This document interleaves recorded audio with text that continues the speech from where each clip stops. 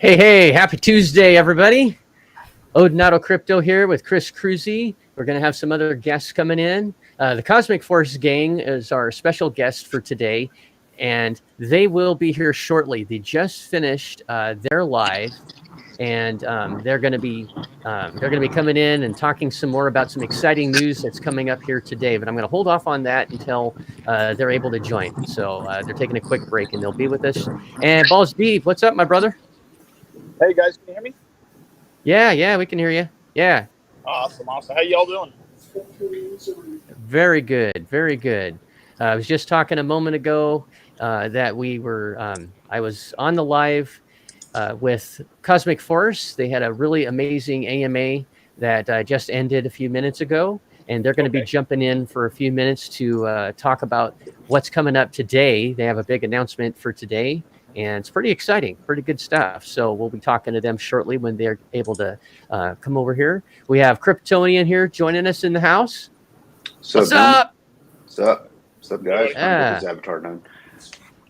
Thanks for the invite. I haven't been on a live in a while. Feels weird. Yeah. What? 2 days? 3 days? Yeah, I'm going through withdrawals here. Yeah, I was just gonna say, right? Yeah. It's like you do them all the time, and then all of a sudden you're like, oh crap. Well, Chris embarrasses me in action. Is like, what are you doing? Family time. Jump on a live. I'm like, okay. Yeah. I'm sorry, bud. No, man. I think the cool thing is, I think the last few lives that we've been able to be a part of, especially the Twitter spaces, have been pretty cool. A lot of fun. And now I see, at least with the YouTube stuff, it's very substantive. I see the ball moving down the field, man, and I'm excited about it. There's still some speculation, right? So some things to what's going to happen moving forward, but at least we have a better handle on it. And I think that's a good thing for everybody. What do you guys think? Yeah. And it's been awesome how much. Go ahead, Balls Deep. No, I was just going to say I agree 100 million %. It's almost, to me, the last few days that kind of getting back in the swing of things with I was out on vacation, but it almost seems refreshing to me. And it's significantly more transparent, as you guys have kind of alluded to numerous times. But in addition to that, too, is there's just so much more of it feels so much more like a team approach, even by all you guys doing your YouTubes and your lives and those kind of things. It's everybody's once again kicking ball down the field the same way, not fighting amongst one another and those kind of things. So I think that's really a huge deal that it seems to. So I was thinking it was going to take significantly longer. I know there is some hurdles still, but it's actually it's significantly quicker than I anticipated. So yeah, absolutely. Oh yeah, for sure. And I'm definitely in good graces, at least right now this morning. The lovely Mrs. Odie just sent a 99-cent super chat, winky face. Love you, hun. Thank you very much for being here. Let's go through the comments here real quick. We have OBZ. Great morning, everyone. What's up, OBZ? And also to Crypto OZ or Crypto Oz. Maybe that's Crypto Oz saying good morning, all.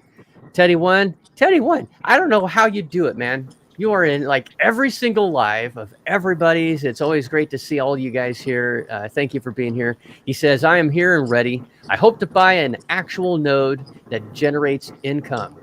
And, that will be cool. And I'm thinking that you're talking about the Cosmic Force nodes that are going to be going on sale in a couple of hours. So, and I wanted to wait. As you guys know, and I know Teddy One, you were in that live as well. Chris was there. The team just took a break, and they should be jumping in here for a little bit to say hi. And if you guys have any questions for Cosmic Force, please be sure to throw them into the chat once the team gets on here with us. Invest in yourself. Good afternoon to all of you. Thank you so much for being here. And we have Senior Rojo. Hey, good morning, saying good morning, everyone. And, I don't know if I've heard the latest, and I don't know if you feel like it, but I just wanted to continue to send good wishes to you and your daughter. And I hope that she's healing up really well. I know it's been a couple of weeks, maybe 3 or so-ish weeks, something like that, maybe going on a month. So he just came off his honeymoon. Oh, he did. Oh, yeah, he was in Vegas. Yeah, he just got home the other day. Oh, very cool. Very cool. Congratulations. I did not know that. Awesome. Awesome. Awesome. Amore. That's my best Italian I can do. Amore. So let's see here. We have Stevie Summertime Breezy's here. Hi, everyone. John 316 looking good, guys. Chris Cruzy, man, he makes everybody look good. Look at this guy. Look at this guy. He's a lady killer over here. Chicks dig him. Guys want to be him. Yeah, baby. Yeah, Teddy One says, that is why I said actual, not that fake light nodes on Vulcan. Yeah, gotcha. So Compton 310 is here. What's up, family? And RS is here saying hello. And let's see here. Senior Rojo says, to me, thanks. I left my daughter's update in Chris's main chat. Awesome. Very awesome. So yeah, some great things with Vulcan of late. If you haven't had a chance, just a quick update. We've had an awful lot of information and happenings with respect to Nick Caliani being voted in officially on Saturday. And the vote was yes, overwhelmingly yes, for Nick to take the helm and see what he can do with it, with his strategic plan that he's presented to all of us, with maybe a little tweak here and there with our input, and see if he can do what we think he can do and save this blockchain. Not only save it, but help it to move forward and start the process of slowly going up and to the right and healing and making us some profits down the road.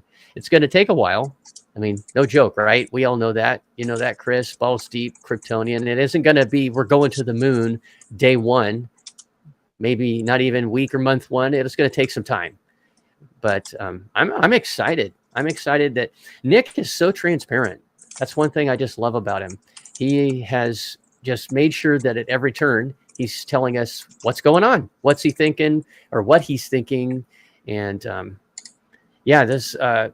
and if you haven't, be sure to do yourself a favor, go to the official Vulcan Discord, the name of which will be changing.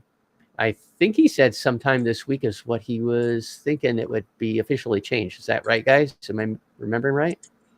That he was aiming for? Yeah, I think so. Yeah, I believe so. There's been a lot of, there's a channel that was set up for suggestions, name suggestions, and I see that it's not there. So looks like the final decisions are probably being made as we speak, if not already done, and will be announced shortly. And so I'm excited. We've gone through, let's see, it was Seifu, then it was Seifu X, then it was Vulcan, and then it'll be question mark until we find out here shortly. So we've had 2 rebrandings. This will be the 3rd, but I'm all for it. Let's move forward, start with a somewhat fresh slate and move on. What are you guys' thoughts on that? Anything? Anybody agree, disagree? I think it's great. I mean, I think the other rebrandings, I'm not sure. I don't understand. I don't know what the behind the scenes were, but this is definitely. I mean, we need this. So I'm looking forward to it. And there's so many great ideas out there of what to call it and everything. I personally like the one that Marshall Holder of Nodes came up with about pivot chain because of Kryptonian.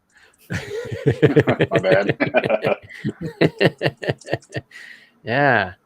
So what is it? It's Tuesday. We have Tuesday the 8th of August, and Nick has a very ambitious plan to get the blockchain launched with the release candidate 1, making sure that we understand that this is not the final product, but to have it launch as release candidate 1 on September 1st.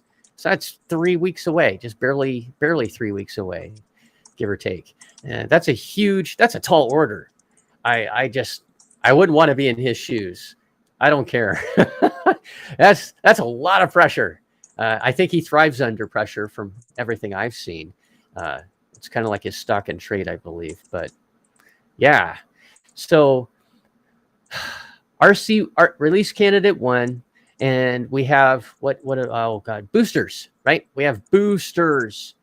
So balls deep. You said did you say you had a chance to pretty much catch up on everything, including what the boosters are?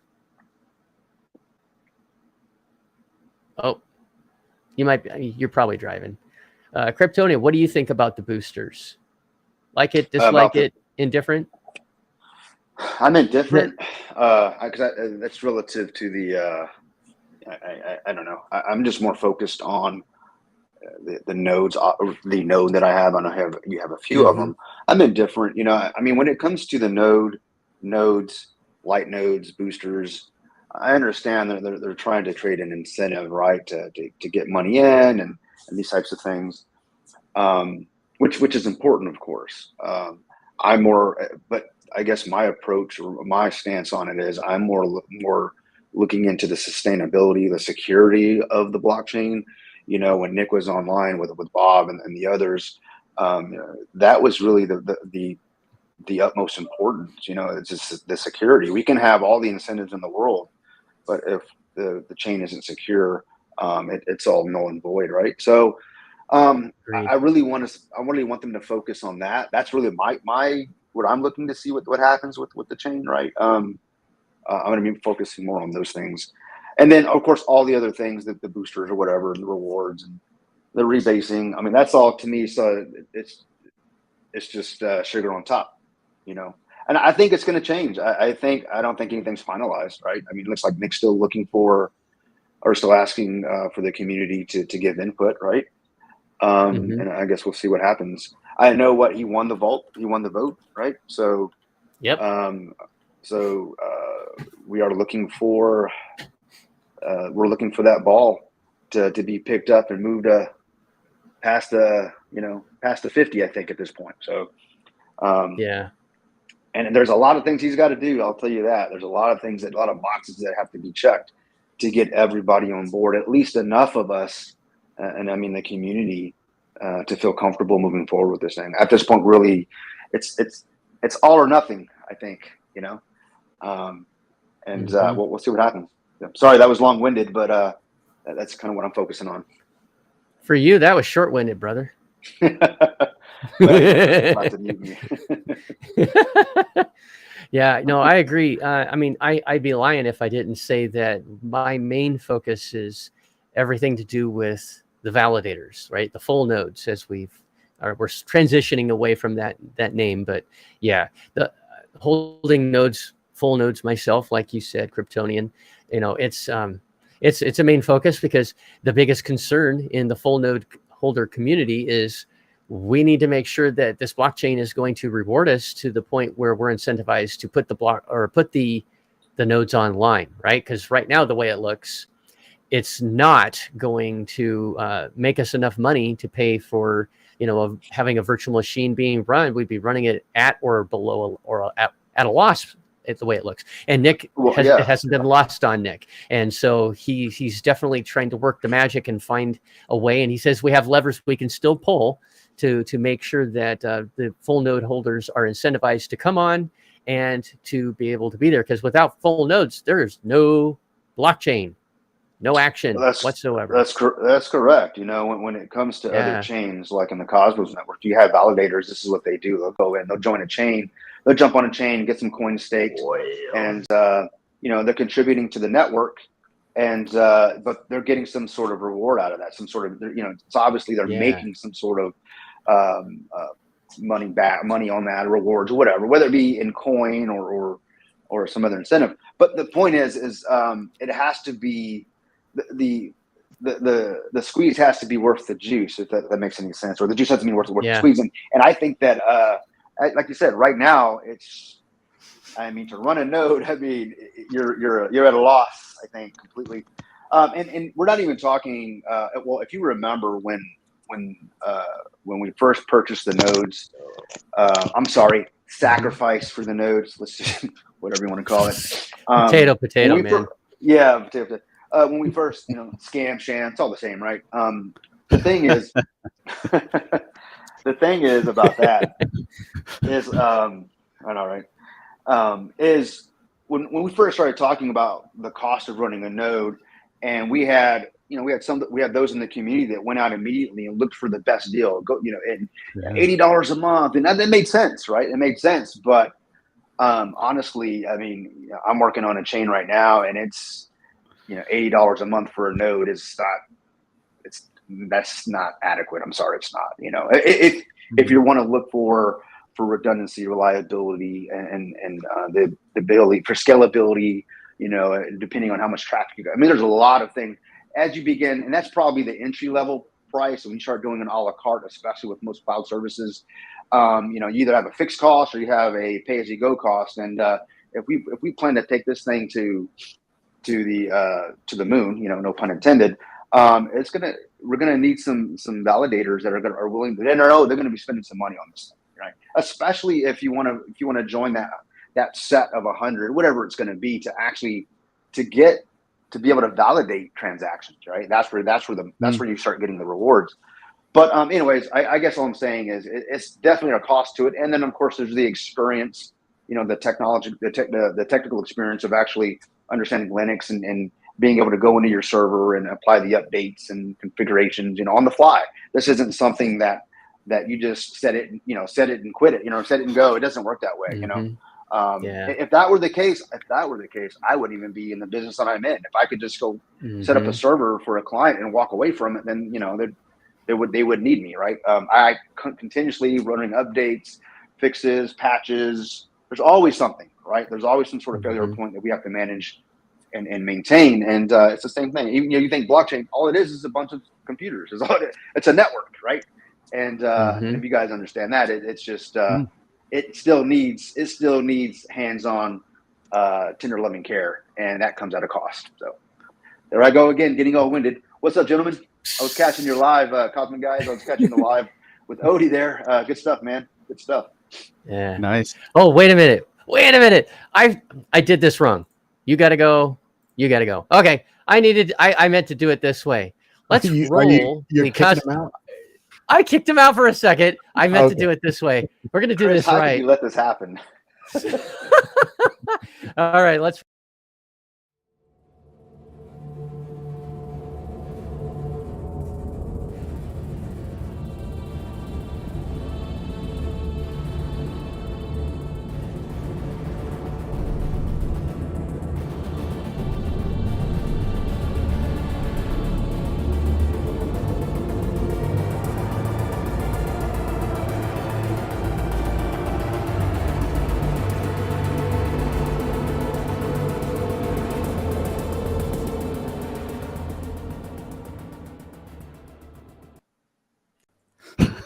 And now introducing from Cosmic Force, What Steve was that? and Matt. Oh, man. Right? Oh, my God, right? That was absolutely awesome. Where was that? If you do say so yourself, right? Yes. For those that don't know, I have my very special guests, Steve and Matt from Cosmic Force. Not only the soon-to-be video game, but as you can see on the graphic here in the background, going to have their own blockchain, their own gaming blockchain. It is so exciting, and it's so exciting to work with you guys and to know you guys. And you just finished an amazing AMA. And if you haven't gotten a chance, folks, to watch it, please make sure you do go to their YouTube page or their YouTube channel and watch it. They gave some great information, because what's coming up today, Steve? Why is everybody so excited about Cosmic Force today? Oh yeah, what's going on?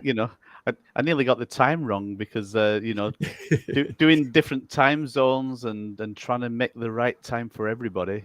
I nearly launched 1 hour before, but when I look at the clock now, I'm going to turn around, look at the clock, and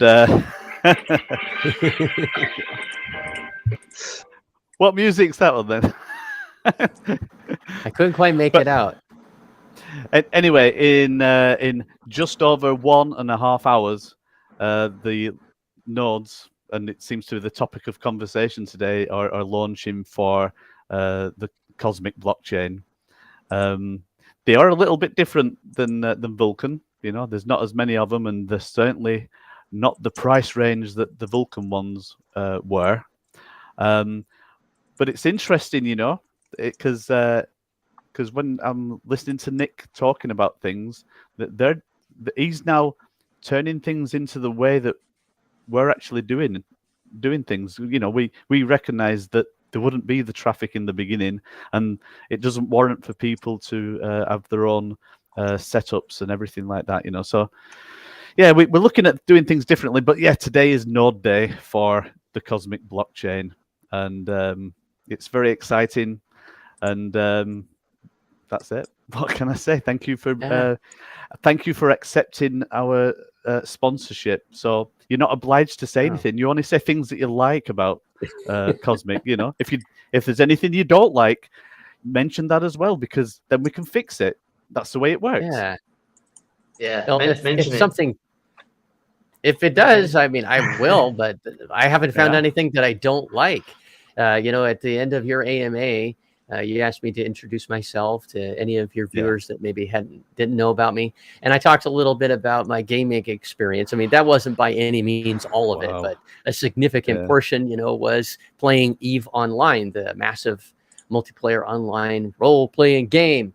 And I played 4 accounts at the same time for over a decade. I spent thousands and thousands and thousands of dollars on that game. I used real USD to buy in-game currency, which was strictly against the EULA, but everybody was doing it. It was the only way to get ahead. So I spent, tons and tons and tons. And my wife would just look at me like, really? You're buying more? You know, So what, you know, whilst doing some research, I saw this statistic, and I thought, I'm not putting that into the slideshow. It just sounds ridiculous, right? And it said that it said something like, on average, gamers, and we're talking like serious gamers. So let's just say, on average, serious gamers would spend around $54,000 in their lifetime on games and in-game assets and everything like that. And I thought, I don't want to put that in the slideshow. It just sounds ridiculous, but I guess there's some people over the lifetime that might spend that kind of money. So, you know. Yeah, definitely, to get ahead. I mean, you think about it too, like Electronic Arts, Bungie, and, you know, the bigs out there really pioneered, I think, a big aspect of that. Because of course, you know, being able to buy like you know, different uniform for your pew pew guy on one game or something like that, you know, and I want this kind of gun, you know, and I can buy that, blah blah blah, and then I own it, right? I have the IP, and it's mine.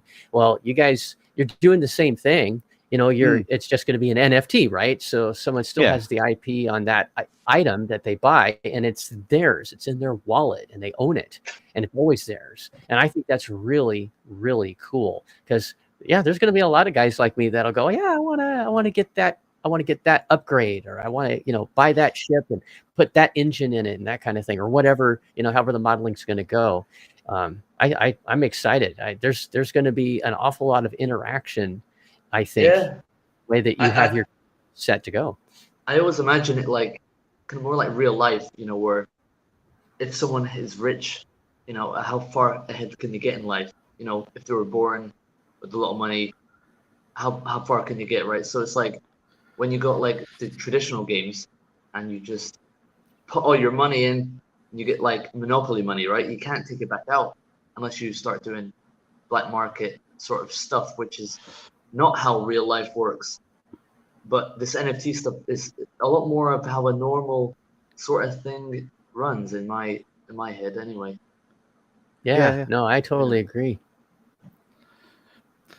But I mean, it's interesting that the go-to game you played for years was EVE Online, and when investigating sort of the next steps for Cosmic Force, this is from going from the 8-bit version of Cosmic Force to the blockchain version. You know, did a lot of research on different games. EVE Online was one that I looked at in particular, and the one thing I was very impressed with was the sort of market maker side of things. You know, that to me, EVE Online is the nearest thing you would see to the financial normal markets that you see out there in the real world, because they operate exactly the same way, and they're driven by the masses in there.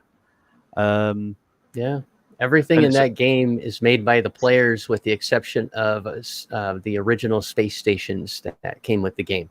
Everything else since 2000 and basically 4, it's all made by the players. And I think that is something that, you know, made it appealing to a lot of people, including myself. I was like, hey, you know, I got to invest time and I got to learn the skills and train the skills and everything. And so that's something that really appealed to me. I liked the visual art in the game. You know, World of Warcraft, same thing. There's visual art that just pleases the eyes, same kind of thing. You know, you can look at a mage and all these other, you know, characters, and it's just beautiful. And that's what I loved about Eve is sometimes the fun part of getting a brand new ship, buying a new ship in Eve, was just to be able to have it there in your hangar and it's just sitting there and it's twirling around and you're like, that's my new baby. And I'm going to be doing that in Cosmic Force too. I'm going to be getting a new ship and I'm going, what are you doing? Oh, I'm just looking at my ship. This is cool. We're going to have to get like a chamois leather function that you can go and polish your vehicle and that, you know, just go out polishing, wipe on, wipe off, you know, I don't know. Heck yeah. Yeah. So I'm very excited. And the announcement of your blockchain that's within the game, I mean, it's significant on several fronts. One that just kind of stood out to me, it's in your announcement, is that it's not gonna just be for Cosmic Force. No.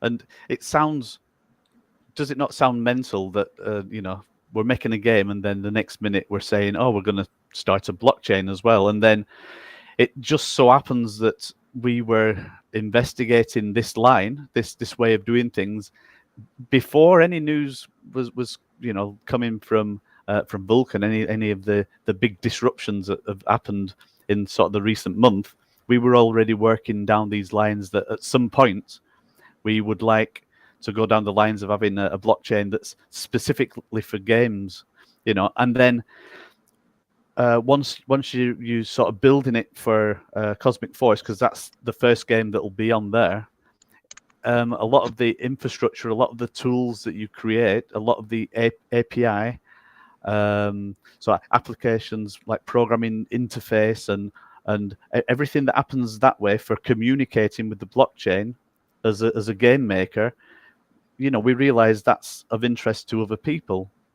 Now, if I go back in time, we were making proposals to Vulcan for the exact same thing, and you'll remember that if you look at the Skyway partners, fairly quickly we were put on as a Skyway partner. I feel like maybe a little bit as a pawn sort of thing, meaning that Vulcan wanted to look better, and it looks good if there can be a gaming blockchain as well. And we were 100% behind Vulcan to become a gaming blockchain, but there was certain restrictions down to the taxes on the Vulcan coin, and you know, there's a few restrictions in there.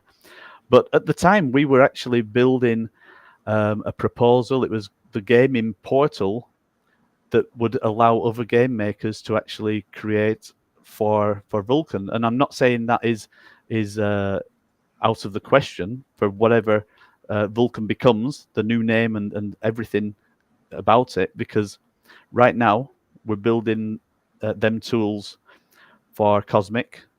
And if it works out that the new blockchain that's being created can actually host games and will work in a way that makes sense, then there's no reason why we can't make them tools available as well. You know, of course, Nick has got the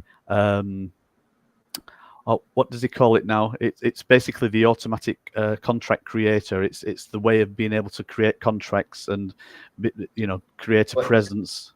What's it called? DApp Starter. DApp Starter. Yeah, sorry, DApp Starter. Yeah, sorry. I think it's. I was going to say it's quite catchy, but then I couldn't remember it. Yeah, it's quite catchy, that. DApp Starter. And I think, you know, like that and tweaking in there some extra functionality for game makers, I think that's a good tool as well that's coming together, you know. So So yeah, so from the beginning, we'd started thinking about a gaming blockchain anyway, and yes, to actually have other game makers be part of it at some point in the future, that'd be awesome. And the technology that we're building is not restricted to the Cosmic blockchain. You know, we are open for communication, how we can help other people in the ecosystem. You know, I believe together, everything that we've been doing over the last year is building an ecosystem that, you know, we've got Chris and Kryptonian, and we've got all these other projects that are coming into being. And if we can work together in a way that we benefit individually, but together as a stronger unit, I think that's wonderful. So we're not, like, now's the time that we don't want to be isolated. We want to be part of the bigger thing that's happening. So what's happening now is bigger than Cosmic Force. It's bigger than the Cosmic blockchain or any of the projects we're doing. It's, you know, we're talking the blockchain in general, the rollout of this new technology. That was a big stage for one little answer. I should have said, yeah, other games can go on, yeah. Dun, dun, dun, dun. There's my sound effect. Yeah. So I understand that there's going to be, correct me my terminology, for Cosmic Force, there will be a release of limited gameplay sometime in October. Is that accurate? Yeah. And So can you talk about that a little bit? October, we're going to have a series of, you know, because in the main game, the game that will be in the future, we wanted to have a thing where it was like basically no loading screens, yeah. But that is sort of nuts to just do that first. So, you know, because we want to get gameplay out this year, you know, something we want to scale it all the way down and have things that are shown and that people can play, at least be representative of what the full game will be in the future, you know, just scaled down, just like if you were to make a McDonald's and it's just like one restaurant on the planet, it's going to be the same experience that you're going to experience later, scaled down. So we're going to have the simulator room, which is the hub room, and that will have limited access to the home base.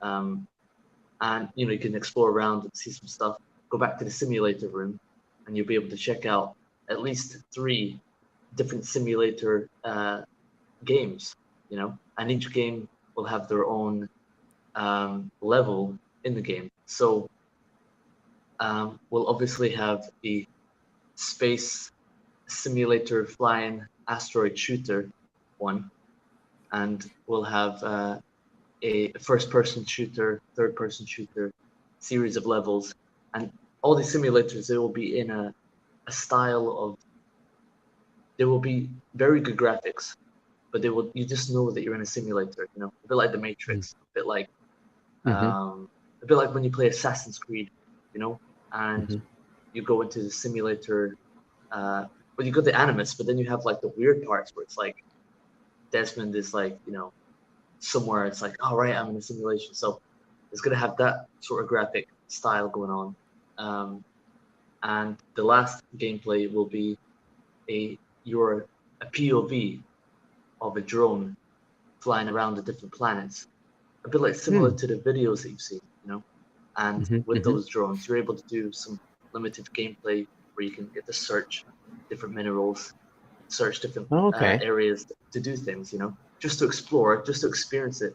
Because right now, can't do it because it's just too crazy, and we don't want to release something that is just super subpar, that's not ready. So that's the most brief description of what you'll be able to experience. But I'd say that's quite a lot for some very early stuff when you compare it to other projects on a similar caliber. You're almost doing nothing, you know. So yeah, did I miss anything? No, I think No. I think it's just that on Oh. on that front. I'm sorry, I'm just saying on that front, all the gameplay is on leaderboards. So it's all based on leaderboards, and these leaderboards are written to the blockchain, and there'll be rewards for being the top of the leaderboard, and that could be in the form of NFT, Cosmic Coin, CFX token. You know, it's going to be a lucky bag of the kind of things that you could get for coming at the top. But I guess that the main push we have in the simulator room anyway, because this was a concept that we had from the beginning, is that the cadets that sign up, the alpha cadets, the OG cadets, it's all about getting training. So even when you're in the simulator flying around in your starfighter, you're getting the experience of what it's going to be like to actually fly your starfighter that you got as part of your alpha or your orgy, and then that starfighter is the one you're going to fly to the actual planets. You know, so it's like storytelling in a way that we're unraveling the story of Cosmic Force, and we're doing it in a way where we can tell the story, we can give glimpses to the future, what's going to be happening, but the story only goes as far as where the training takes you, which actually, quite cunningly, gives us time to build the next level, build the next stage.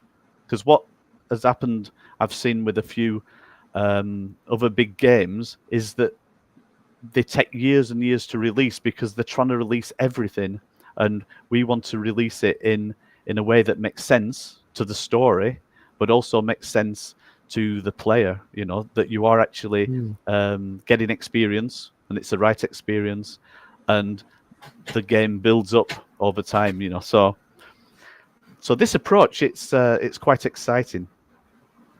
I like it, and I think that even though I don't think it's your intent, it'll draw more engagement. Folks will get used to it at the stage that it's at, and then when you release the next stage, they'll already be there. You have the built-in audience, and I think it's really cool. You know, something I really like about the planets, I can tell that you guys really thought out these planets. I mean, in more than one way. I find it very intriguing that. Oh, I know I wouldn't believe it. I can't. It would blow my brains. Just. I mean, they're all completely different. Yeah. Huh?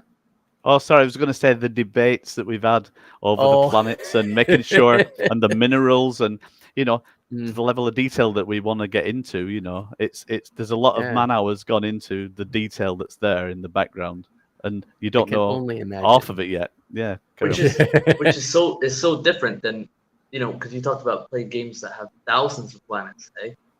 And it's like, it almost becomes, in a way, like they're all the same, you know, from what I've seen. So if it's like you have a very limited set of characters, eh, you can get to know them a bit better, I think.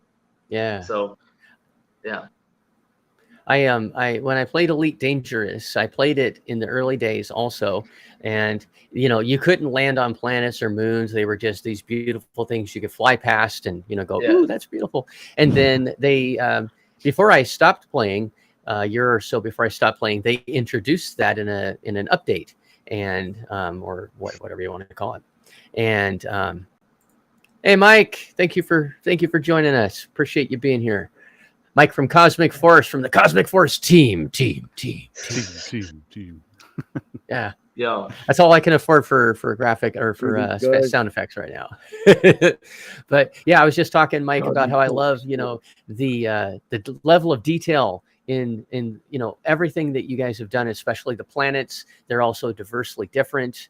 And I was going to specify that I like, for instance, not only have you specified each planet has a different rotation around its sun in that solar system, but they all have different gravitational, you know, requirements or whatever. And I saw that one had like 0.4 of something of Earth, for instance, or whatever. And I thought that's pretty cool, because when I was playing Elite Dangerous, that's where I was leading in with that. You know, when they changed that, you're going through the atmosphere and you had to do it just right. You couldn't just go, you know, hey, I'm there. You'd be burned to a crisp. You had to do the mechanics were pretty similar, what you would think would be in real life, right?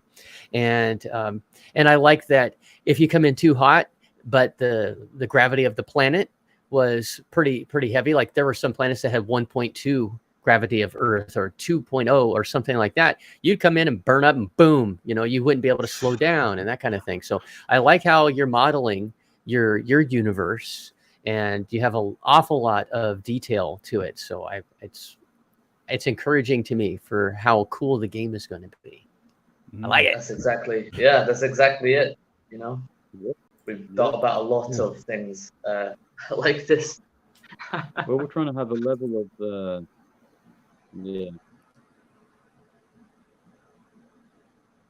a bit delay there.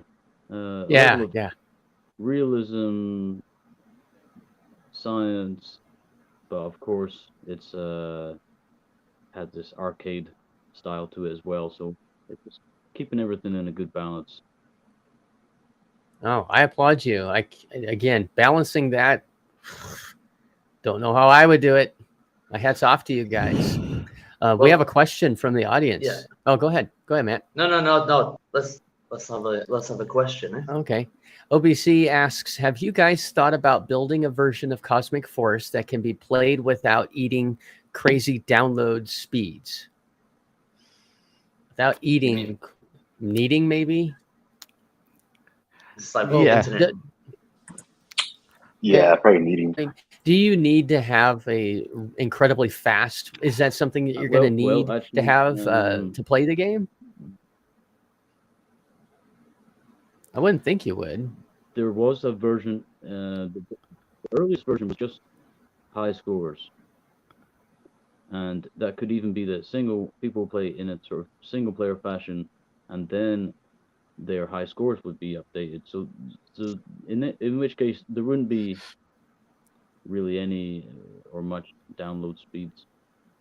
Are they talking like? But is OBZ? Of course, we're moving. Oh, sorry. I'll bring it back up. up. Is OBZ talking about like maybe you have to specify? Is he talking about like literally download? Like if you have a data package, is it going to take up a lot of data to stream it, or does he need to have it fast?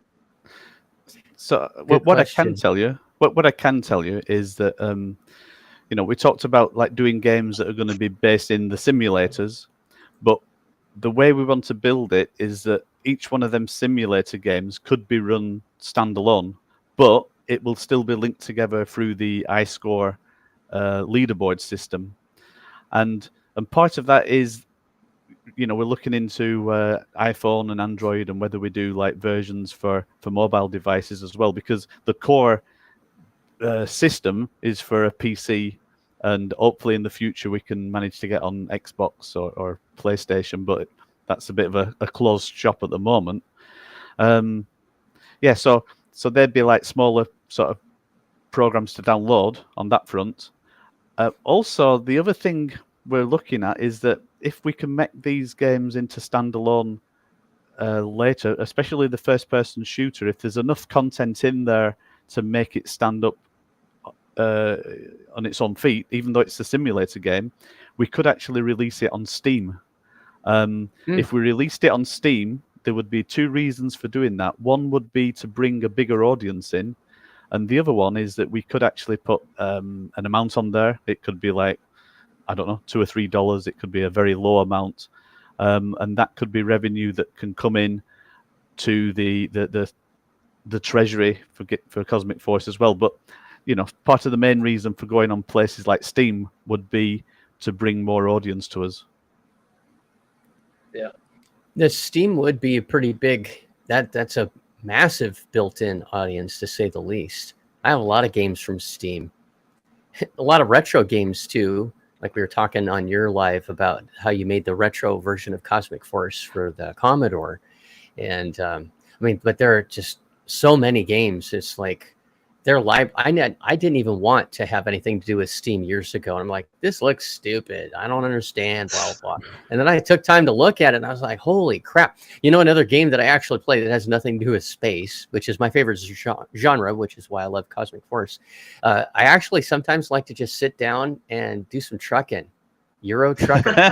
I play that. God. Yeah, I know. Wow. I have a commercial driver's license. So, you know, as for those that don't know, I supervise public metro bus drivers where I live. All right. And so I have to have a commercial driver's license. And I was a bus driver when I started with this agency years and years and years ago.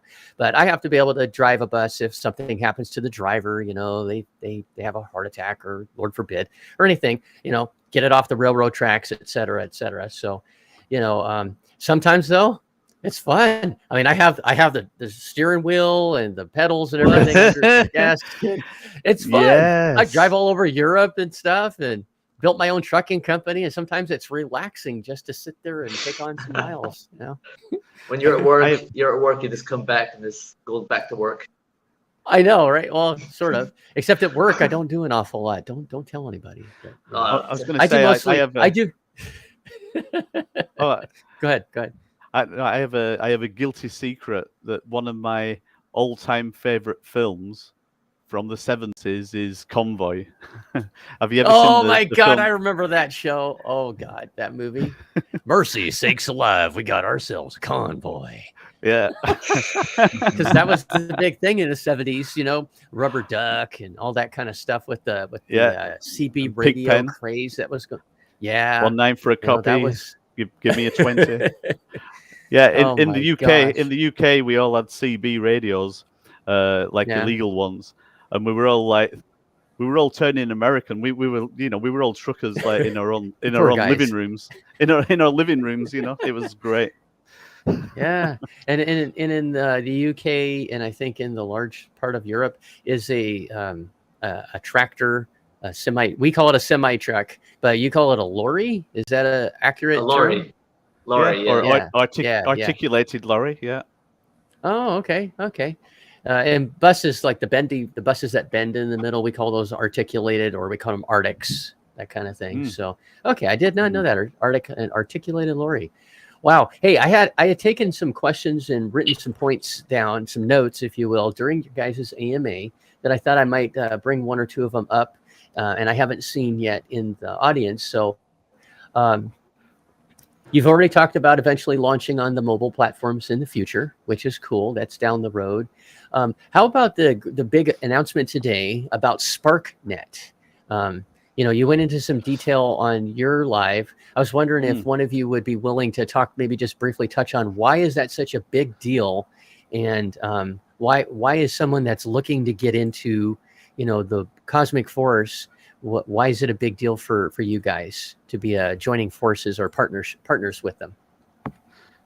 All right. Well, sorry, I think it's got to be me that answers that one because I've been closest to the coal face, as it were, talking to SparkNet. Basically, we were looking for what do we need? What do we need in a blockchain? Well, we need it to be fast for gaming. We need it to be secure because every blockchain needs to be secure. Also, we need to be in control of the gas fees. If we have our own blockchain, we can control the gas fees to make sure that there's not ridiculous gas fees for the number of transactions that we may put through there. After doing some research, we saw also, like we'd seen that 43% of all blockchain traffic presumably could be actual gaming traffic, which means there's definitely a lot of traffic that's required if you're running like fully fledged game, writing a lot of information and data to the blockchain. So after doing research, looking at different avenues, we were looking at what blockchain exists now that sort of fulfills them criteria. So we narrowed it down to Avalanche and to Cosmos. So them two seem to have like a good fit for what we were doing. Cosmos also had API the like tools, a set of tools that you could use for building like blockchains. They have other tools like things called WASM and all these set of tools that you can use for actually being able to build a blockchain that can then be compatible with other blockchains, and you can build it like Lego, right? Like building blocks. Okay, so that was pretty good, and we like Cosmos. I've got to reiterate, we do like Cosmos, but when we started talking to SparkNet, like SparkNet just seemed to have the extra like passion that we were looking for. So Cosmic Force is all about passion. It's about ambition. It's about storytelling. It's about doing not the impossible, but it's about doing something great and fantastic.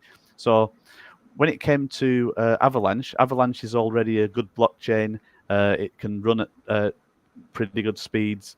You can have good control there, and like part of it is that you can create a subnet. And one line we were going down originally is that we could create our own subnet and directly build our own blockchain with tools that could be provided by Avalanche. And then we discovered that through SparkNet that they'd took it one step further, and they'd already been building a blockchain that was going to be good for speed for gaming. It's going to be also there's applications for DeFi and a lot of other applications out there. And what it means is that we didn't need to create our own subnet, which actually could have been quite expensive, and left us out on a limb where we're trying to do too much, right? So with SparkNet, they have a subnet. We can have our own blockchain on the subnet, which means we get all the power of Avalanche. We get all the additional power and functionality that SparkNet have been working on, and we can incorporate everything into our blockchain with the updates that we get from SparkNet, because there'll be support going forward. Plus, we can incorporate specific functionality that we require just for our Cosmic blockchain. So without getting technical, it's about the support that we've had from them so far, the vision that they've got. They won a competition with Avalanche that they were like the best innovators last year for what they're doing.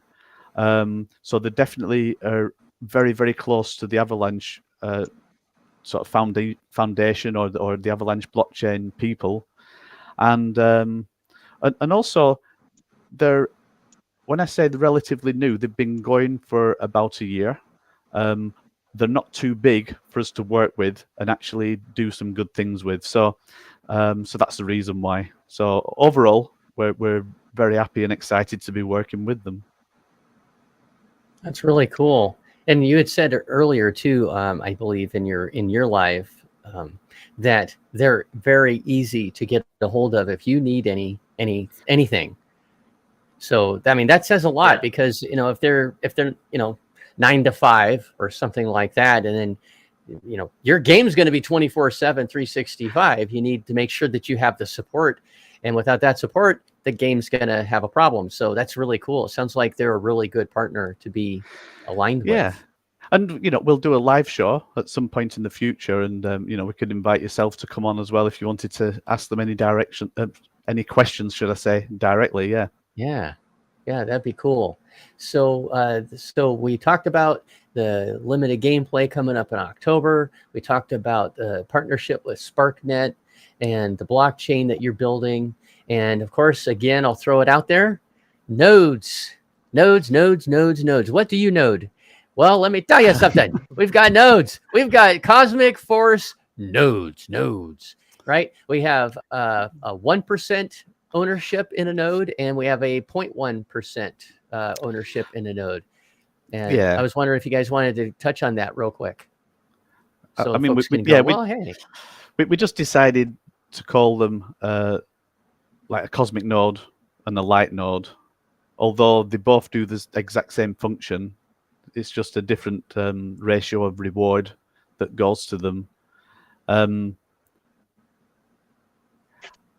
I find myself that I'm talking quite a lot, but this is the area that I've been working the most on.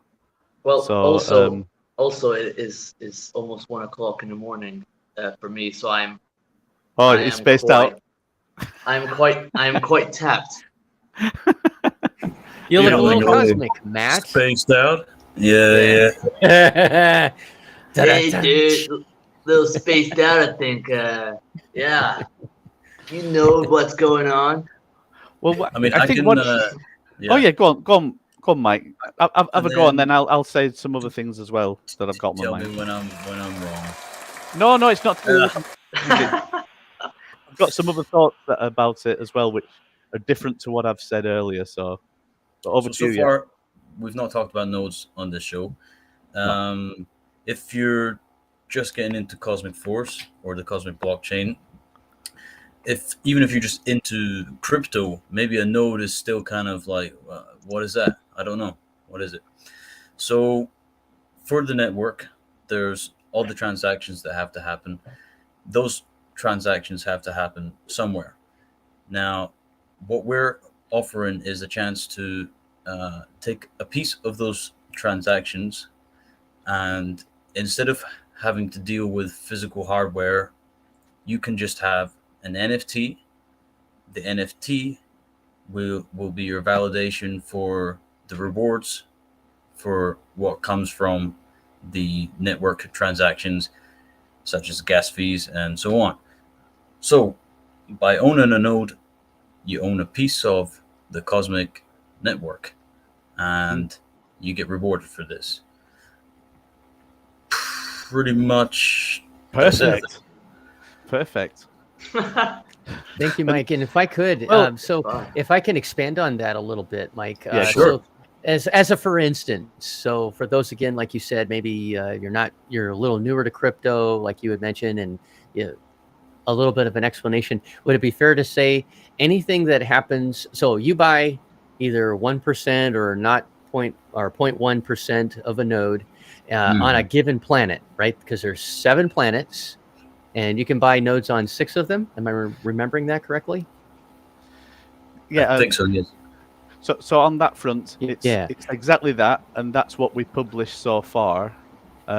We have released some additional nodes that are part now of the Ohm world, and we released some light nodes that are part of the Ohm world.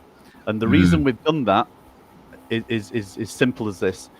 We were going to have the Ohm world node as a cosmic force owned node, but it's actually better that we have it that there's 60% would be owned by the community. There's 20% that is actually owned by the node itself, because what it returns on the money that comes in, or the coin that comes in for the node itself, is basically to pay for itself, to pay for the server and pay for the hosting, all that kind of stuff. And then at the bottom, there's 20% of each node that goes back into the Cosmic Force treasury. So there's over 60% plus that will be owned by the community, and then other things are like internal activities that go on. So it's to make sure that we have a truly decentralized authority on it, and then each node itself, each of the 7 nodes themselves, will be on decentralized servers to be arranged. We're still specifying exactly where them servers will be, but yeah, so that's the way we need it to work on that front. And so to add to that, would it be correct to say, so let's say I'm on planet 1H, right? I'm on planet 1H. There's this a space station. How do we call? What are we going to call those on the ground? Is it like a colony, or what's the terminology that we're going to be using? Basically, yeah. Yeah. A mining. Okay. Well, like the settlements. Yeah.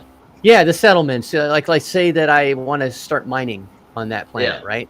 And so I start mining, and then I decide to go into town, as they might say, to the Yeah. market, and I want to sell what I've mined.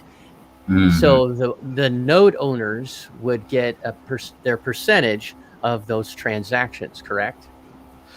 Am I putting Yeah. that together correctly?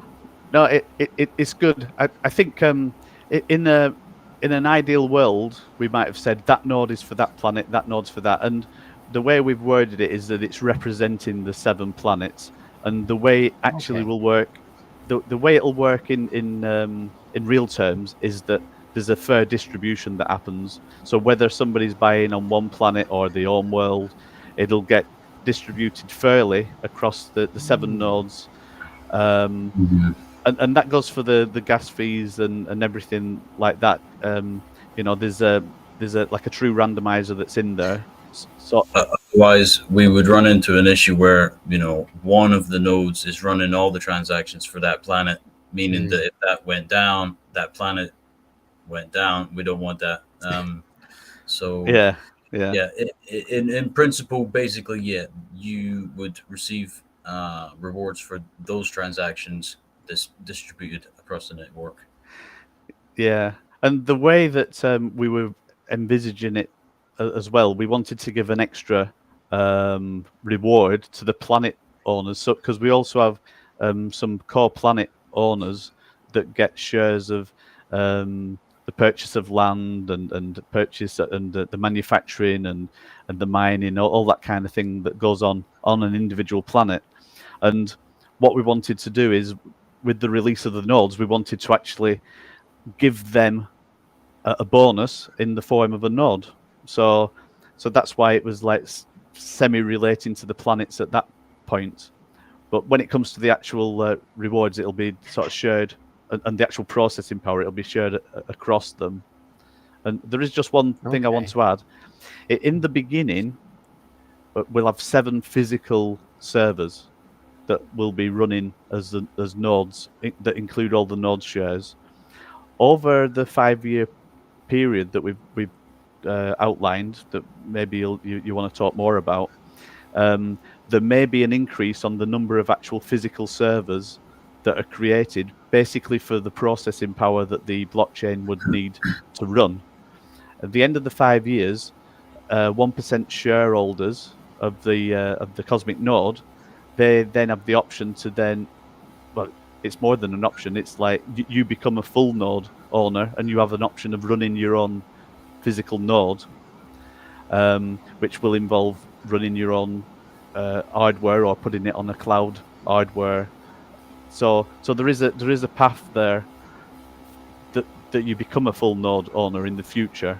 But right now, in the beginning, we don't need 300 nodes to be running, because there won't be the traffic, and the traffic will come over time. Okay. No, thank you for clarifying that. And I actually have a question from the audience, from Jaco13. He wants to ask Cosmic Force, what changes would we have to make to our blockchain to make it feasible or most compatible for them to come back to our blockchain? Speaking of Vulcan. So what changes would Vulcan have to make to the blockchain to make it feasible or most compatible for you to come back to Vulcan? I think is what he's asking. Okay. Is that making sense? Yeah. So, well, okay. one change has already been made. Voldemort is one gone. change has been made. Yeah. He's gone. Big change. The thing is, even if they had made something else, we'd still be doing what we're doing now, and that's the thing. So as long as the blockchain is suitable for us to run on there, we will. And yeah, at the moment, it's still the best path for us to do what we're doing. And in the future, of course, we want to be multi-chain. No, go ahead. So hopefully, whatever the new branding for Vulcan turns out to be, hopefully, like Polygon. Very cool. Right on. Hmm. Well, and yeah, that the whole Vulcan thing, that just changed an awful lot of stuff. So I'm glad that you guys found, a partnership that works for what your vision is and will ultimately work for Cosmic Force and the Cosmic Force universe, because it's whatever works. I mean, doesn't care if it's ABC 1, 2, 3. So as long as it works for you. Yeah, we do actually want to work with Vulcan, or the new name that comes out there. And I'm saying sort of publicly now, that we met Nick in Dubai, and we definitely like Nick. He has got a deep understanding of technology. He's an approachable person, and I think from the beginning we got on well with him. But to a certain extent, he had his hands tied up a little bit, where now the shackles are off. He's been given the confidence vote, is in a driving seat position, and I believe good things can come to Vulcan. And at some point, we want to be talking more closely with him and be looking how we can work together, because there could be aspects of Cosmic that there could be dedicated leaderboards, for example, that are part of the new Vulcan blockchain. There's all different ideas that we can put into it to actually make it work right across the multi-chain, because we don't want to be a single chain blockchain, but Cosmic blockchain will be at the center of what we're doing for speed.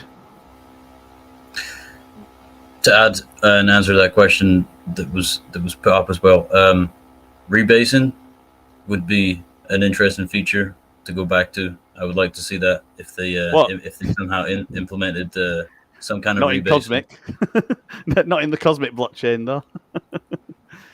Well, yeah, it's interesting how Nick changed the rebasing to what he said. The math didn't work for rebasing the way that the blockchain was originally going to launch, and then he's like, well, we're going to go ahead and change it to a performance-based rebasing, which deflated a lot of folks. But hey, what I will add to what Steve said, and what some of us know, and some maybe if you're newer don't know, Nick was not part of the team.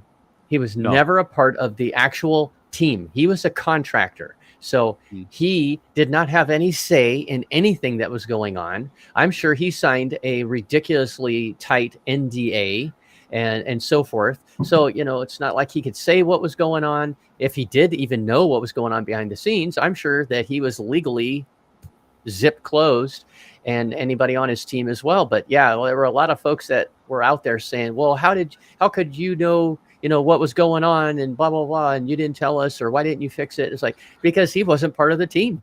Brian was in charge. He rolled with an iron fist, and people did what he said, or they were gone.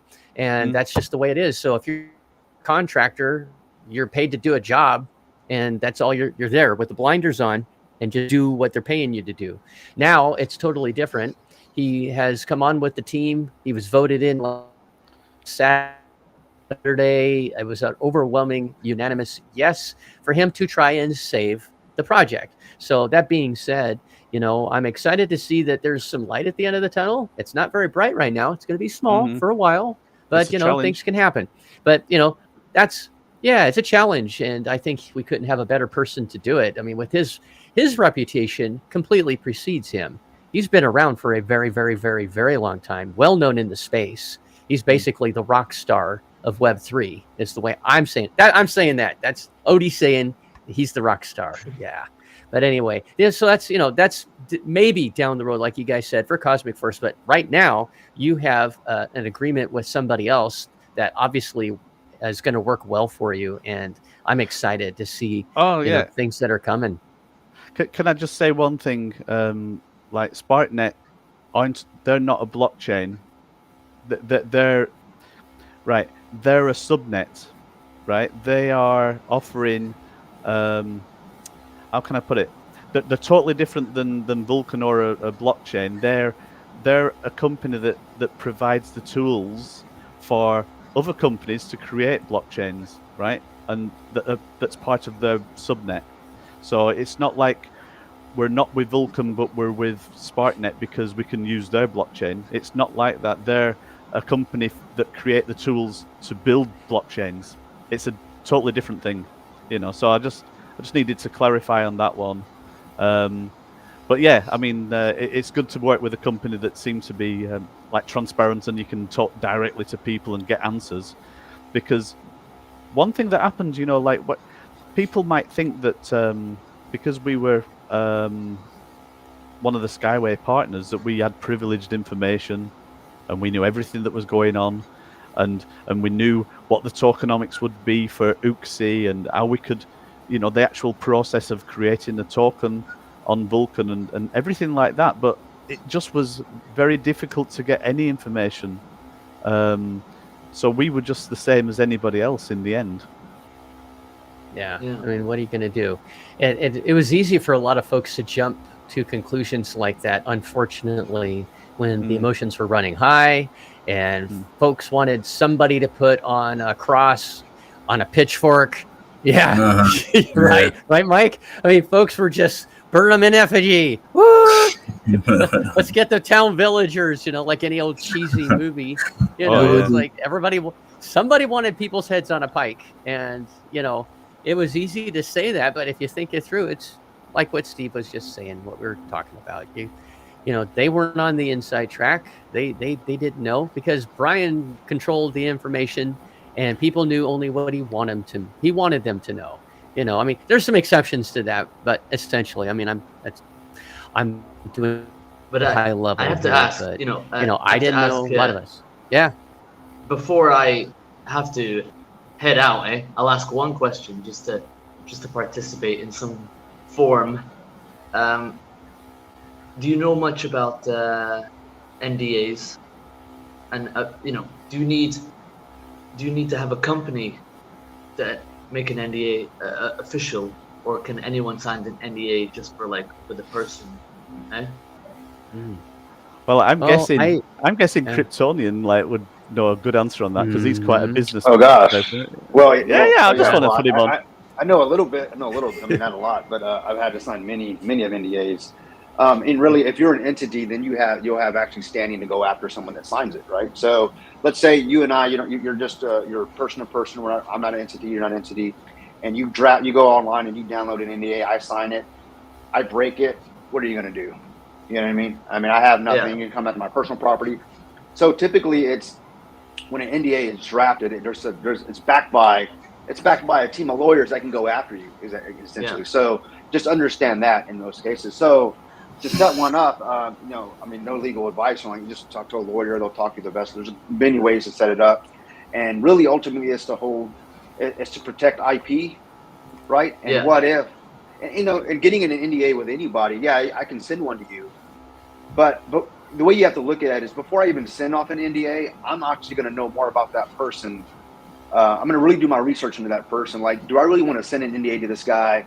Will he actually, I think with integrity, keep to it, right? And that's the question. Is he going to share my IP or whatever? But I mean, it's always a shot in the dark, right? But just if you sign one, or if you push one out to be signed, just make sure you can back it up and understand it's still a risk, because there are some states in the states that don't even honor them. Honestly, we have them signed all over the place, and will a court actually allow you to push forward with it? So things to consider.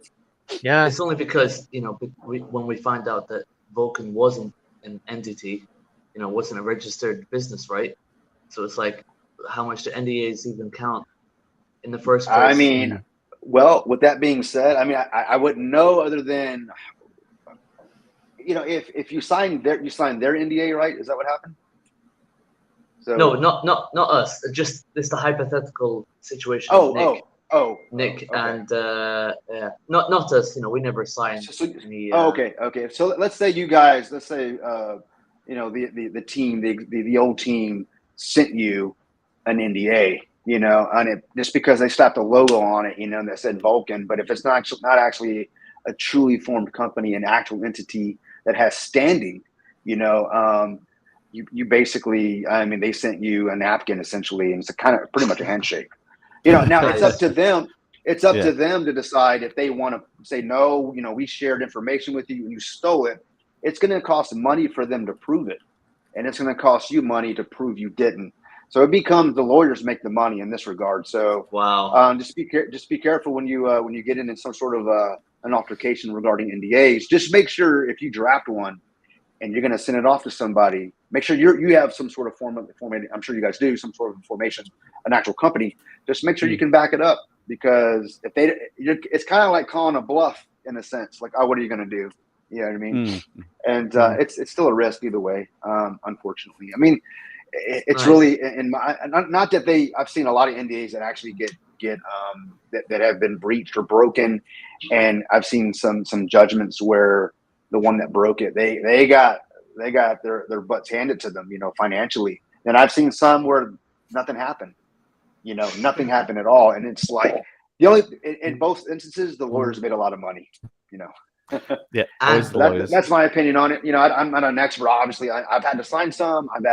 I've never had one enforced on me, or like I've never broke one, but I have been involved, and I've probably signed maybe 1,000 in my life. And it's just saying that, hey, I promise not to about- steal your information. And internationally, yeah, as well. That's another thing, internationally. I mean, if I draft one here, I'm from Texas. Does it hold water over, across the pond? Spill the It beans. just depends. Yeah. Yeah. That's going to be a lawyer for you. A lawyer is going to actually have to answer that. But because I've not signed anything from overseas. Everything's been inside the states for me. So. Well, I know Canada. Actually, Canada. I've had to sign something for Canada, but nothing past that. So. it's crazy, man, because even just, I know it's a side topic here, but even having friends that have done stuff for America and not a US citizen at all, it's like it's even weird how America wants to get access and do all sorts of stuff. It's weird, the control of what's going on. But anyway, I just wanted to the control. just be able to say something before I go, But good talking to you, everyone, and good talking to you, Odie. Yeah, thanks for being here, Matt. Go get It's some late for sleep. you now. It's late, man. But all right, have a good shift. Yeah. Talk See you, to bro. guys later. All right. Good talking. All right, have a good one, Matt. Yeah, the only experience I have with NDAs is with the TV show American Ninja Warrior, 9 years straight. It's seriously, it's ridiculously thick because it's Comcast. How much money do they have? Oh God, yeah, billions, multiple billions. They would ruin your life and the lives of your children, wouldn't they? Yeah. And my grandbabies and my great grandbabies, they would sue me into the next life several times over. I mean, it's Comcast owns NBC, NBC owns American Ninja Warrior. So yeah, that's some seriously deep pockets. So I just can't announce anything publicly. So the last episode for the season that filmed 2 weeks before the one I filmed in this year just ended last night. So they crowned their winner. And that's the end of that. Now there's no more American Ninja Warrior that will be televised until June of 2024. So I have to keep my mouth shut because of that NDA until June of 2024, and only until and on top of that, it has to be after the episode that I was filmed in has aired. So I still have to wait until that night. So I'm used to that, but that's the only limited experience I have with something like that. And they basically, like Kryptonian said, they can sue me into so many 6 ways from Sunday just to warm up. It's ridiculous. And I've actually read the NDA. It is a really, really, really, really long and very intricate, specific, this and that. I mean, it actually all amounts that they can come after me for. $250,000 for each time that they find that I say something, and they know all your social media, so that's why I don't say anything on this channel. Wow. Oh yeah.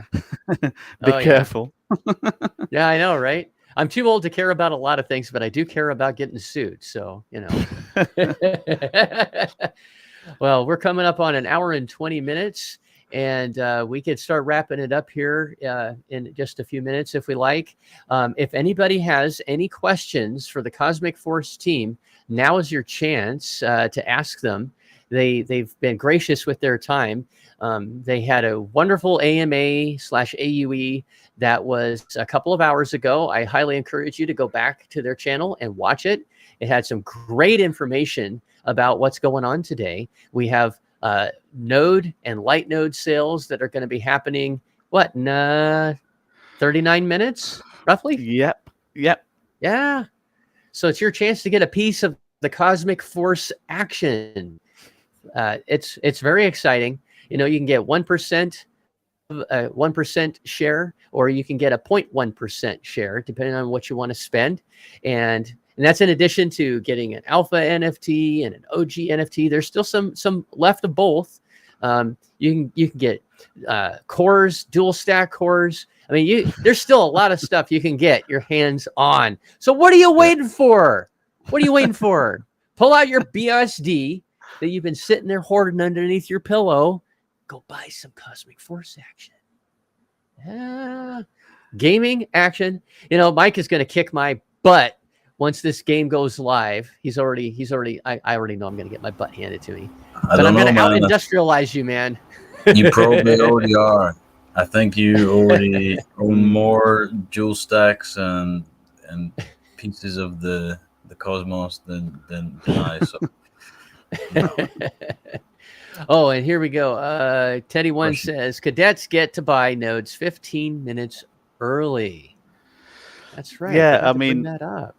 We will be launching 15 minutes early, and OGs and alphas. But it's not just OGs; it's cadets. Any cadets like OG or alpha, which means very soon I need to jump into action and make sure everything's good. It's all prepped and ready. Don't worry, So that's why I'm quite chilled out. But yeah, we have to look after everybody. Yeah. And Crypto Oz asks, how much for nodes? If you'd like to touch on that real quick. All right, so it's 500 for a node, right? That's 500 CFX or BUSD. But if you're an alpha cadet and you've got the alpha cadet NFT, that's 25% off, which is 375 CFX it will cost. If you're an OG, that's 35% you get knocked off, which means the price comes down to only $325 for a node share. Not financial advice, and so don't do anything I wouldn't do. Or maybe a lot of the things that you would do. Just depends maybe. on what it is. Yeah, maybe if you like it. That's how you keep life interesting, Steve. Yeah, exactly. Very cool. Did Mike? Do you have any final thoughts with regards to the project, or anything else that you'd like to throw out there before we go? Well, I would say, where do I start? There's many things I would like to say overall about the project. There's many details. It's really the vision right now, which was right at the start, and it's amazing that we're really starting to live the vision. I'm looking forward to the next few months, where everyone on Discord the game has already started, and right now we are putting into place the actionable steps that people can take to really get involved even further. So not just having some NFTs. Of course, those of us have gone through the fusion process and got to enjoy some of that, but we want to kick off the fun as soon as possible, even before there's a fully playable demo of the game, and this is what's really important. It's all about the community. It's all about the good vibes, and also the creativity, sharing ideas. This is really the core of the game, and what's allowed us to get this far, and what's going to carry us through to the end. The end is probably a good topic. I don't see an end to the game at the moment. I think that there's milestones. There's a point that we get to the sort of public release there's a point that we say, okay, the game is basically finished. I don't think we'll do DLCs. It will be just additions to the game, so the game will keep evolving. And I like that idea. yeah, it should keep evolving, and I think eventually we'll see a lot of players bringing entertainment to other players. So games within the games, and maybe someone is on one of the planets and they've built up their little, well, they might be running some, say, for example, like races on that planet. So they are, like the owner of the racing department, and we'll see a lot more things like that. Also on the academy itself, we'll see the simulations. There'll be little arcade style things for people to play. So there's going to be a lot coming forward. So right now, it's just the best, most optimal path to reach in this expanded version of the game, and we're just taking things step by step and letting things branch off organically. And yeah, hi Chris, nice to see you pop up there. Haven't yet met you, but I've heard about you. Oh, hope it's good. Yeah, so far so good. Chris is a So big far. gamer too. Because Oh, he yeah. doesn't talk at all. Wait till he starts talking. Yeah, I'm not sure I don't know what that noise is coming from, but I guess I'm having feedback on my mic. Oh, that was Kryptonian. My bad. I'm at a birthday party. Ah, ah. I have a Shots question for fired! you, Steve. Shots fired! So, Steve, I got a question. This is just the gamer in me. So, you talked about the new when new players come in, and they're playing the game and such. We're talking like a certain amount of progress. It'll be free, right? Yeah. Then after that progress, will they have to purchase to go farther? Would that be, the way the general gist of it is? And if they're purchasing, will they have some basic items to keep it going, or will they have to? Will that be something that's given to them with the purchase? I think the full premise is that we need to have a way to entice and to allow people to play, to just try it out. I mean, it's only fair that they can come in and they can try out and be part of the game in the fullest sense. So that they're actually playing the same initial levels that any other player would play if you bought into the game as well. But what you're asking is like, is there then a stopping place that comes because you're just a free player? And I think on that front, it's to be explored how far they can actually go. Yeah. I would like that new players that come along, they're not having to buy gas, they're not having to know anything about the blockchain, that they're just players coming on to have a good time and check out a new game. So I think that's all good. And I think in the background, I think we would be looking after a custodial wallet for them. I might have said this once before, but there'll be a custodial wallet that we internally will look after for them, which will only be for small rewards. They would still be able to win things, but there'll be smaller rewards than what mainline players would get, and they would be collected then in the wallet. And at a certain point, they'll be able to see what they've got, and they'll be able to see that they'll be given the option if they want to continue, and then the instructions will be given, whether it's through a QR code or whatever, to then have their own wallet, and everything will be transferred into their own wallet. We won't have anything to do with any keys or anything like that.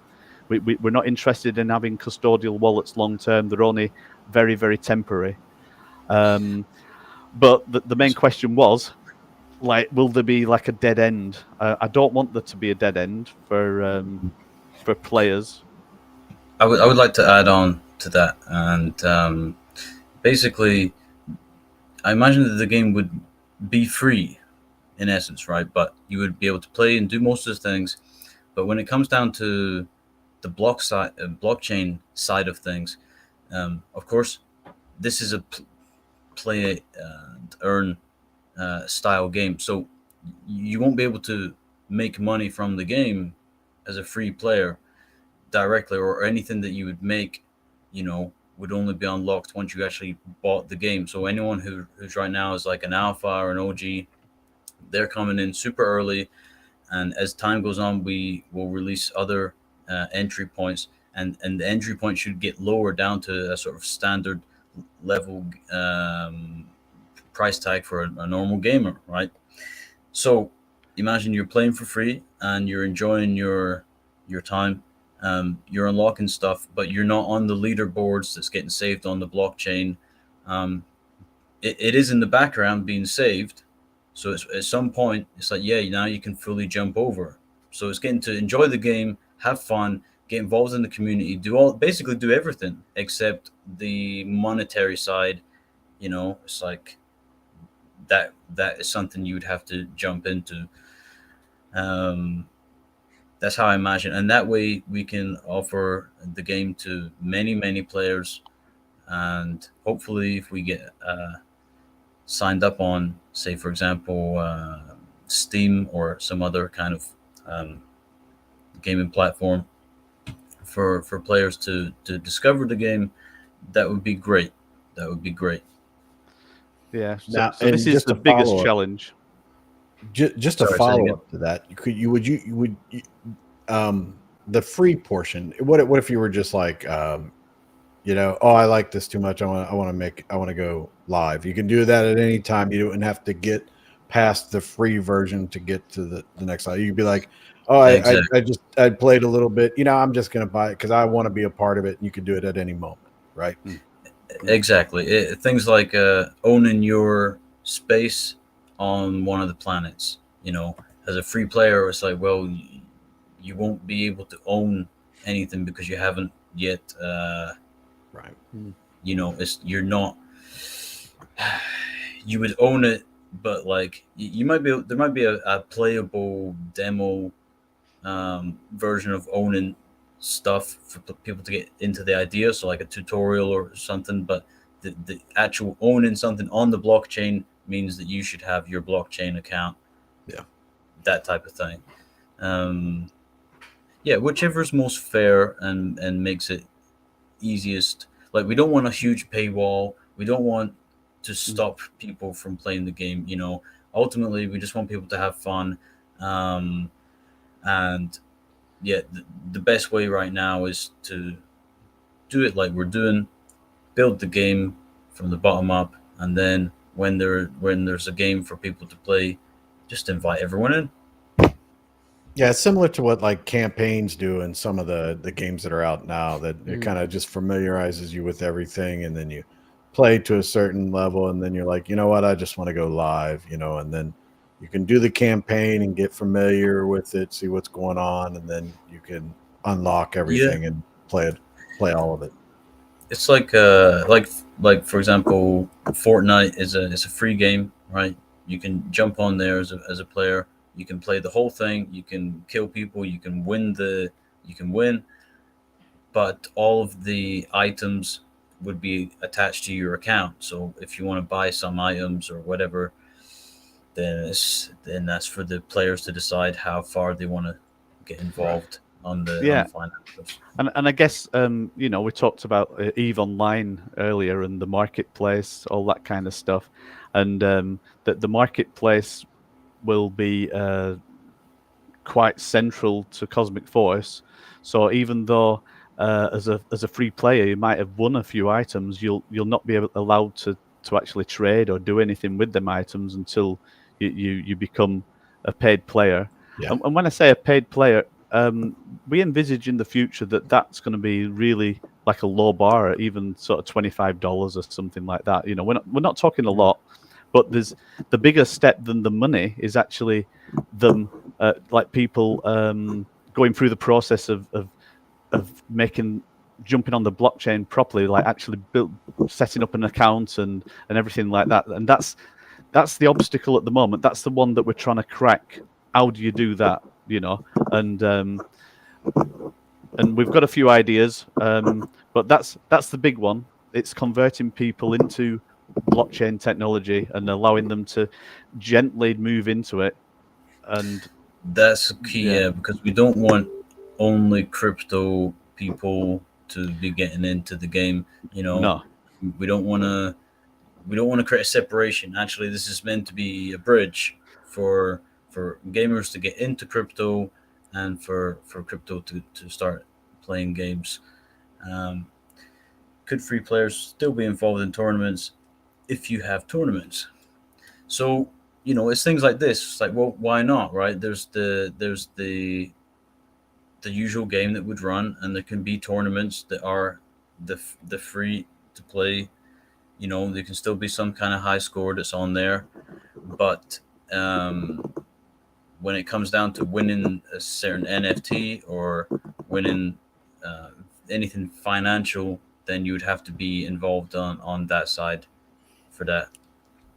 Well, most games don't have that. I mean, you got to be the games I've been on. You have to be an actual paying member of it and everything. Because our World of Warcraft PvP tournaments, you have to have an account. You have to have everything. And I mean, I wouldn't think that you would want to have just anybody coming in off somewhere, someone that's actually invested in the community. I mean, and you think about like what I play is that, in like World of Warcraft, Call of Duty, and stuff. When people have heavily invested in their gaming craft, and to get to a PvP levels where you know that you're playing in tournaments, that you've got to have like security that this is my account and all that kind of stuff. So I would think that you would, by that time, to be in tournaments and stuff like that, you will have wanted personally, whether Cosmic Force would want that, you would personally want to be like, yeah, this is my account, I own it, I have the keys, all that.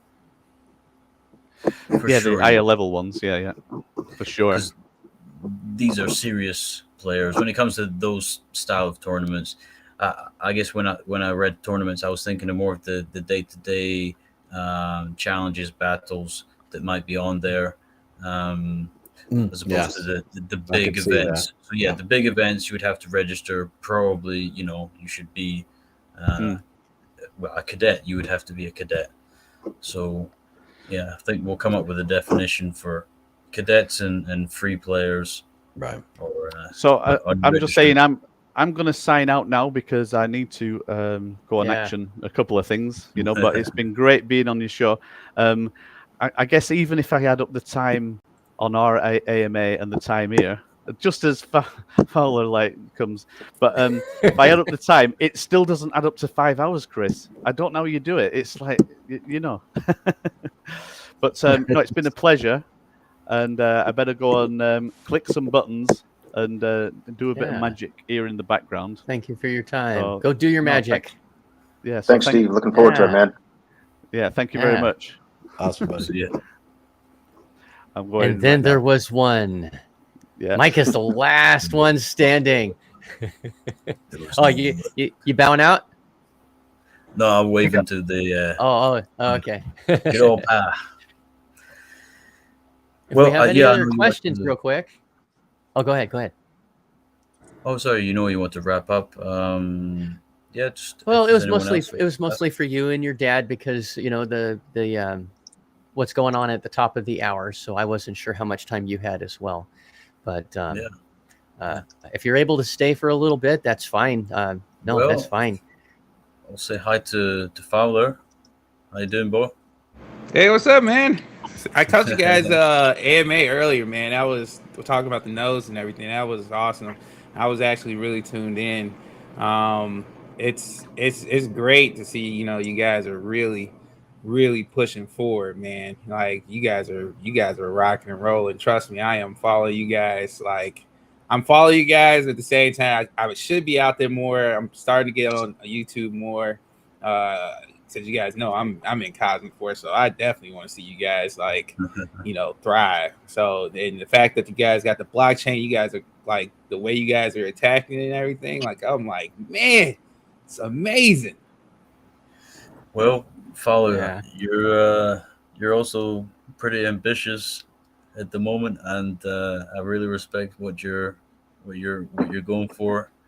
I think it's going to work, and yeah, of course, we'd love to launch Cosmic on your platform as soon as it's ready. Yeah, man. I am. Look, I run on ambition. Like it's like jet fuel to me. Like when it comes to ambition, I got tons of that. So you know, I just put out some teasers for my NFTs. So I'm kind of catching back up. I should, honestly feel like I should be a lot more ahead, but you know what? It's the reason why uh there's a reason why I dialed it back, and I'm glad I did because I get to see like you guys. Like I look at the way you guys do things, and it's just like I kind Well, of I kind of try to follow the same. Like just be patient, let things patience. come to It's you. a marathon. Yeah, That's the thing. So it's gonna be it's in it for the long haul. So yeah, I know sometimes you want things to hit a certain pace, but you can't force it. You just have to keep going steady, and from there, it's really the foundation for a long term game. yeah, yeah. And that's one thing I'm learning is patience. I like to drive as fast as like my hair is on fire. So I know, man. I know. man, Patience, yeah. So OBS Have asked, you, Odie's here, on. yeah. You go- Oh, Yeah. there you go, OBZ Odie. says, "Mm, so do you think the best option we would be to run a, well, I'm thinking, would the best option be to run a bunch of free events to get the interest? And then after that, you run the large tournaments. What do you think about that, Mike? I think it's a great idea. If if I could, I would put the whole game out for free. But uh, I mean, eventually it kind of will be. It's like you're playing it and you can just enjoy the game. It's like you can go and shoot stuff. It's how involved do you want to get. So doing something like free events, you know, of course. So for the free players, there will be events that people can jump on, and not only that, but while we're building the game right now, you can jump on Discord and get involved. You don't have to commit, just get involved with the community, start to understand what we're all about, and there will be more and more events as time goes on, even before the game's released. So it's just about getting involved. Yeah, yeah. Right on. OBC also follows up and says, thanks, Chris. I love this community and happy to share any ideas I can come up with. And it's just exactly what Mike was saying there, too. Sharing your ideas with the team is very helpful. Getting in active in their Discord and getting active on the node sale that's coming up in 16 minutes. You want a piece of Cosmic Force? You have your chance right now. Yeah, in about 15, 16 minutes. Go to cosmicforce.xyz. Go log into the DApp, and you can get yourself a piece of the action, baby. Yeah, 1% owner if you want, a 1% owner of a node, or you can have a 0.1% owning stake in the node, and you get a piece of the transactions that will happen in the Cosmic Force universe. Yeah, I have to tell you, man, I'm ready. I'm ready to get my I won't need my joysticks. I guess it'll be my mouse or trackball / keyboard, which is better than that anyway. Because when you go against console gamers, I don't know if that'll ever come for you guys, but we all know PC gamers trump console gamers when it comes to head to head. If you got one of those games where you can go head to head like Halo or something like that, and you could do console sorry, man. My video card alone costs more than 4 Xboxes. Beat that. Beat that, baby. And I've got 2 of them. Oh man, shoot! My computer alone, no monitors and nothing, was over $4,000 when I built the last version of it. So I mean, I'm serious about gaming. When I get in there, I'm coming after you. Right on. Well, Kryptonian, yeah. Any last famous words? Last of the Kryptonians. Oh, last of the Kryptonians. No, just looking yeah. forward to the. You guys hear me, right? Just fine, right? Sure. Yep. Yeah. No, you guys. I You guys hear me, you, right? buddy. Oh, okay. I felt like I had a delay or something. No, just looking forward No. to the launch of the NFTs. Looking forward to the road ahead, and we hope to see you guys on the blockchain. Chains. Plural. Yes, blockchains. That's right. Plural. Yeah. Plural. Mhm. I tell you, Step by I can't step. wait till will we get to the point, Mike, where we can all have like a live stream where we're all kicking each other's asses in Cosmic Force and having just a blast. I can't wait till that day comes. That'll be fun. That'll be a great live stream. As long as I don't lose. Chris, what you got, brother? Pretty exciting stuff. The AMA that they had earlier, and I missed quite a bit because I had some other things to take care of real quick. But good stuff. I'm pretty excited about the future with Cosmic Force, and that to me is me being a gamer. That is right in my wheelhouse, and that is where I'll gravitate to, and the stuff that Fowler's doing, just knocking my socks off every time I see things that he does. So these are the great things about the community. These are things that I enjoy to talk about, and I'm pumped. I'm real excited. So, and then Mellifella Crypto will be on tonight at 8. Yep. Corks and Crypto at 8 p.m. Eastern Standard Time. Please do make sure you tune in. It's always a great show. I'm hopefully going to be able to jump in. I love hanging out with those guys. They have a different take on crypto. I like it. I don't know jack squat about wine, so I learn something every time I watch it. So I really, dude. I didn't even I know Jack Daniels. I didn't know that there were different classes. Yeah. Oh my God. Right. Yeah. And you could, it's like, it's I an have no art. idea. It's an absolute art. I'm like, I don't have enough class. I'm like school in the summertime. No class. Good old fat Albert. Balls deep. You still with us, brother? Yeah, I am. Can y'all hear me? Yeah. You got any final thoughts? Anything you wanted to bring up before we go? No, I was just saying it's nice to see everybody pivoting in the last few weeks, obviously with the headache that's transpired, but everybody kind of pivoting and continuing their projects for the most part and not just getting stuck in the mud and calling something dead. So it's good to see. It's a great job, guys. Yeah, I like it. I like the way you think, man. Fowler, you came in just in time to go out. Yeah, Lay it down, brother. Yeah, so like I said since the beginning, like Cosmic Force is going to be the game that kind of transcends the blockchain space.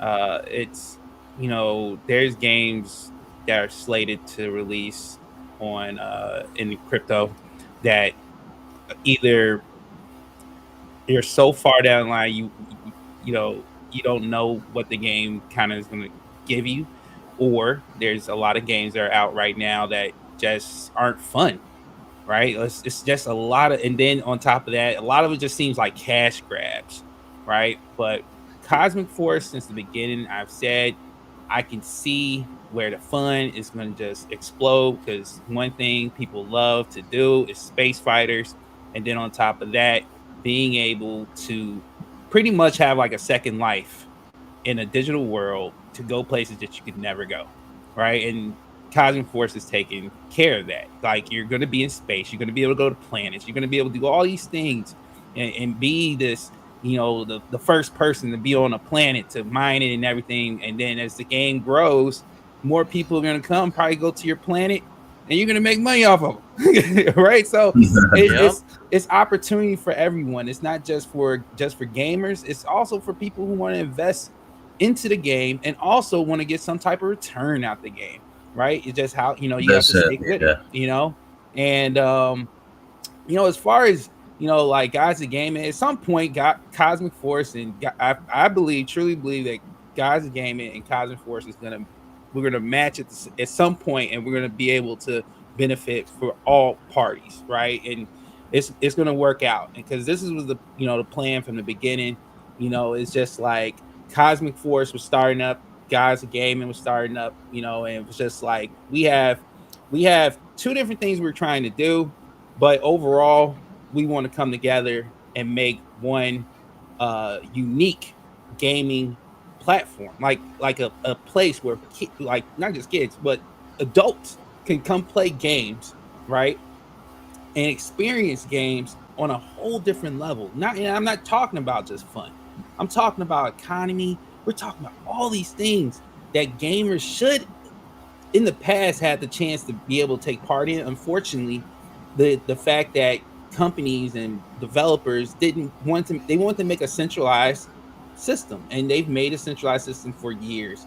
And now things are starting to change. People are starting to see, what decentralization can do for you, and what blockchain can do for you as far as transparency, and the fact that crypto and NFTs, as you're seeing right now, have a place not just for pre-sales and getting you to the next thing. No, at some point, just like Cosmic Force, these NFTs are going to match into that game, and all the NFTs that you've collected, you bought into, they have a place in the Cosmic Force world. They have a place, but they also have a place in the Guys of Gaming world. That's the thing. It's not limited to one spot. That is what game developers and publishers have done for years. They have made the system so centralized that anything you purchase on these games, you can't take it off their centralized platforms. And in this way, we're going to show you guys that you can utilize, if with the right partnership, Guys of Gaming can have NFTs that work in Cosmic Force, and Cosmic Force can have NFTs that works in Guys of Gaming's platform. It can be done, and you can have true ownership of the things that you purchase within these platforms, and they're not just limited to just one platform. Absolutely. And some of those NFTs will be able to be sent to whichever blockchain, whoever's wallet, and through the NFT, which could be extremely unique, you'll be able to, in the future, possibly download the 3D file that's, again, completely unique, that you've built from within the game. You can use that other places. Like, it's really trying to expand, and really want people to own the game. You own a piece of the game.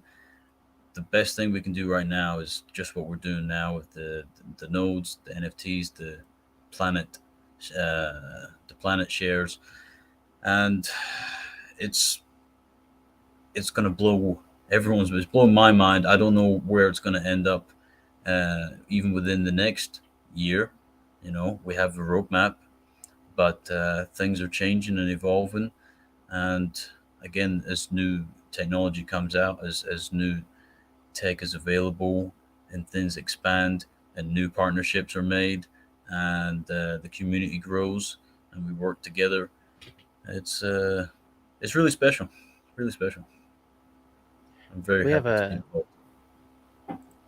We have, Mike, a note from Teddy One. He says he just got 2 nodes. So, nice, man. Yeah. Nice. Yeah. He's in the Cosmic Force Discord too. Got 2 nodes. See? So what are you waiting for? Teddy One's leading the charge. You want a piece of Cosmic Force? You want a piece of history? Cosmic history? Do it. Get in there. Not financial advice, but you know what? if you want to have a piece of the action, there's only one way to do it. Go to cosmicforce.xyz. Click on and get into the dApp, connect your wallet, and have some fun. Yeah, I'm very excited for what's coming for this game, the Cosmic Force, the game, Cosmic Force, the blockchain, or Cosmic Blockchain, I should say. And, it's just the beginning. We're at the cusp right here at the beginning. Other projects are going to be able to launch on the Cosmic blockchain. This is so big. If you got to think big, and that's what the team at Cosmic Force has done. They're looking at the big picture down the road. And Fowler, you're always infectious, man. Your attitude is like, you got me feeling all giggly. You know it, man. You know it, man. I try to make sure I pass on that infection to everybody. You got that right, baby. Hey, thanks everybody for being here. We're gonna go ahead and cut it. We have just under 5 minutes before everything's going live on the website. So go take a look. If you want to get something, you have your chance. And when it's all said and done and the dust has settled, and you say, I didn't get my node. You heard about it. You heard about it here. You heard it first on the Cosmic Force official channel, but you heard about it here second. And I told you, and I let you know. All right. Thanks again, Mike. My special guest, Mike from Cosmic Force, is here. We had Matt also that was here earlier, and Steve, all from the Cosmic Force team. I can't thank you enough for being on and spending your time with us and answering questions. And thank you for being here. Thank you, Chris Cruzy, Kryptonian, Balls Deep, Fowler. Yes, sir. So, yeah, and thank you guys for being here. This is what it's all about: sharing the information and having a good time. And remember, everything we say is our own opinions. It is not financial advice. Be thankful for the opportunities you come across in life. Love hard on your family, and always remember, chance favors the prepared mind.